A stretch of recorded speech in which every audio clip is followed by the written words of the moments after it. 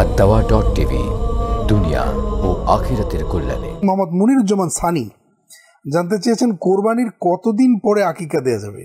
কোরবানির কতদিন পরে, কতদিন মানে এই 3 দিন আকিকা কি দেওয়া যাবে? মানে এটা বা এই 3 দিনের পরে?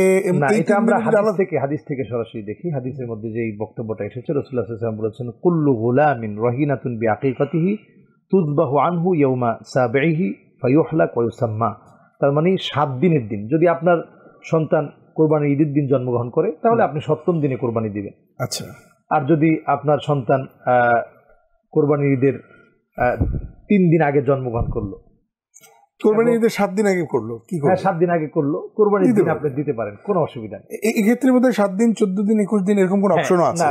7 দিন 14 দিনের বিষয়টা এসেছে মূলত মুহাদ্দিসিনে কেরাম 7 সংখ্যাটাকে রেখেছেন আর কি। যেহেতু রাসূলুল্লাহ সাল্লাল্লাহু আলাইহি ওয়াসাল্লাম 7 সংখ্যাটাকে বলেছেন, 7টাকে ওনারা বাদ দেননি। এটা ওনাদের একটা কিয়াস, ওনাদের যুক্তিভিত্তিক একটি বক্তব্য যে 7টাকে আমরা বাদ না দিই, বরং যদি 7 দিনে কেউ না পারলো, 14 দিনে যদি সামর্থ্যবান হয় 14 দিনে দিবে, 14 দিনে যদি না পারে তাহলে 2 7 3 7। জি জি, অনেক ধন্যবাদ আপনাকে।